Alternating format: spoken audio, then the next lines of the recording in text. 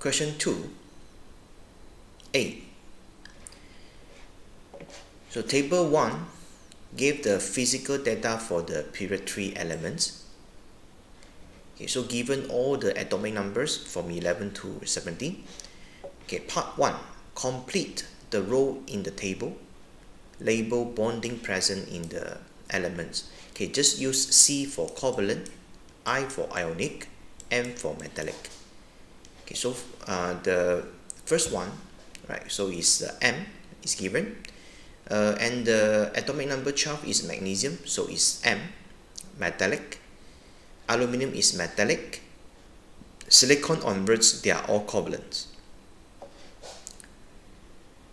Okay, part 2, explain the difference between the first IE of the elements with atomic numbers 11 and 17. 11 is a sodium, 17 is the chlorine. So we know that chlorine has more protons number, that's why the nuclear charge is much greater than the sodium. This is one factor. Another factor is they have the similar shielding. Why? Because they are in the same period. The inner shell of the sodium and chlorine actually is the same.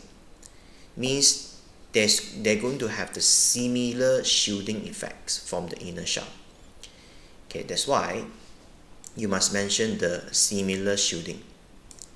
Greater proton number, similar shielding. Therefore, the outer electrons of the chlorine are attracted more strongly to the nucleus. The nuclear attraction is stronger, okay, for the chlorine. Okay, explain difference between the first IE of the elements with atomic numbers 15 and 16. 15 and 16 is this. For the 16, if follow the trend, is supposed to be higher than 15. But the atomic number 16, which is sulfur, is lower than the phosphorus. So you have to explain why. Okay, but just need to use the spin pair repulsion. Phosphorus in the p orbitals, they are all half filled, so it's stable. It's relatively harder to remove the electrons from there. For the sulfur, as you can see, is p4, means it has a pair of electrons in the p orbitals, and this will has a repulsion because they are negative charge particle. So they will repel each other, and the electrons is easier to remove from here. That's why lesser energy is needed, right? So what you need to mention is just because sulfur has the spin pair repulsion in the 3p orbitals, which will let the electrons leave easier. So less energy needed. Okay, part 4, complete the row in the table, label maximum oxidation number. Okay, this part, very easy. So oxidation number increases one by one, right? Positive 1, 2, 3, 4, 5, 6. Okay, these are all the maximum oxidation state, and it actually relates with the numbers of valence electron. So sodium has 1 valence electron, magnesium has 2, and so on, right? So this is the maximum numbers it could be. Okay, explain the variation in anionic radius for the elements with atomic numbers 14 to 17, which means from silicon to chlorine. Okay, because it's anionic radius means all these elements now they form anion. When they form anion, so the Si will be Si4 negative, P3 negative, S2 negative, and the chloride. And all these anions, they have the same electrons number. We call isoelectronic configuration. And the difference now is the proton charge. We know that chlorine has greater proton charge. That's why stronger attraction. So this is what you need to discuss, right? So anionic radius decreases as those species having the same numbers of electron but increasing proton number across the period. So the anionic radius will decrease because of this, become smaller. Okay, same shielding effects or same numbers of electron.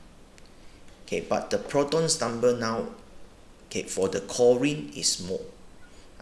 Therefore, it has the stronger attractions of the nucleus to the outer electrons. It's just because of the protons numbers. The chlorine has higher proton numbers, and the electrons number exactly same for these 4 anions. Right. Okay, part B.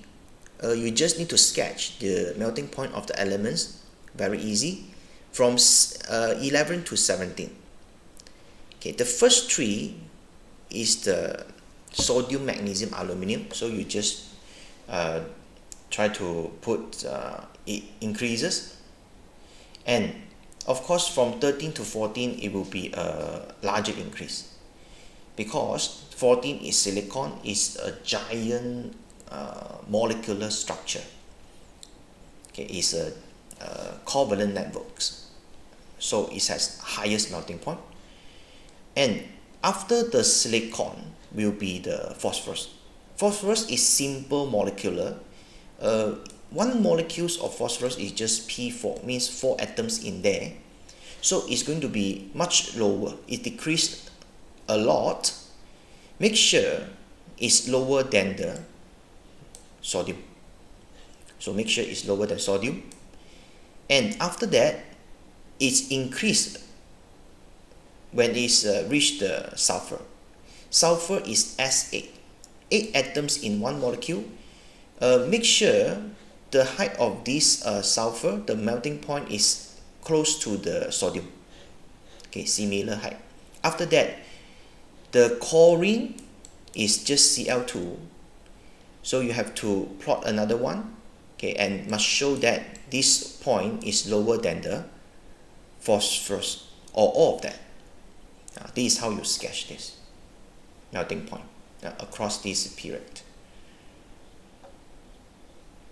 Okay, for this question, you just need to fill in the blank and just fill up this one, the density of aluminium, boiling point of the IN, and the cationic radius for this Ga or gallium. Okay, very easy because it's kind of like you have to follow the trend. You just get the average for the before and afters, okay, values. So for this one, you just sum up these two values, okay, and you just half, you get this. Okay, do the same method for this one, you get 1930. Do the same thing for this one, you get 0.066. Okay, so for part D, okay, indium and the aluminium, they are elements in groups 13.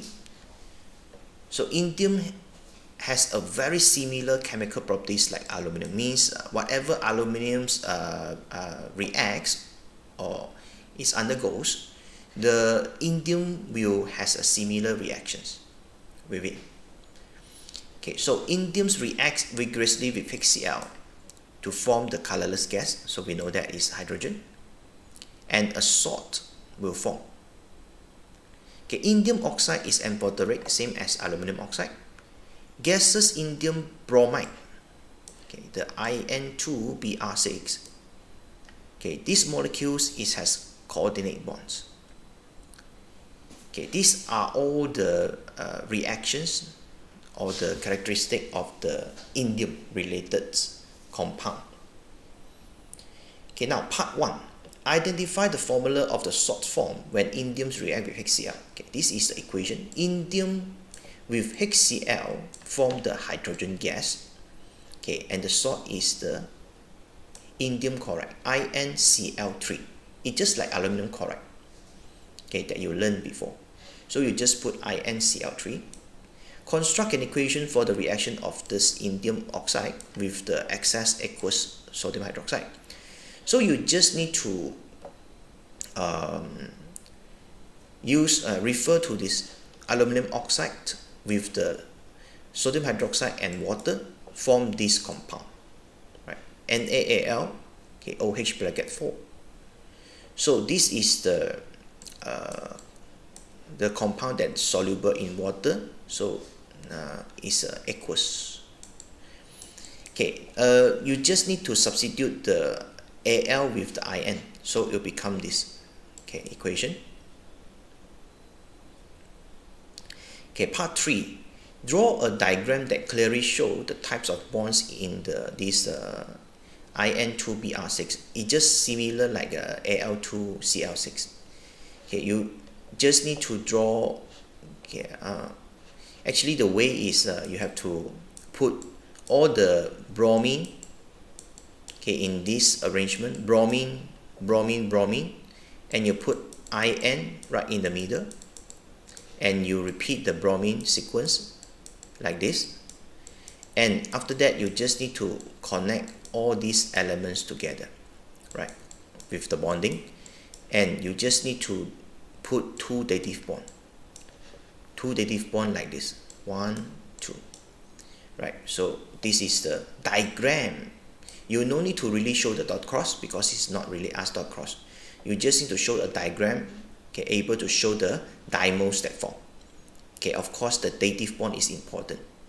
Okay, the dative bond is 1 mark, and the whole structure, okay, another mark. Okay, that's all for this question. Thank you.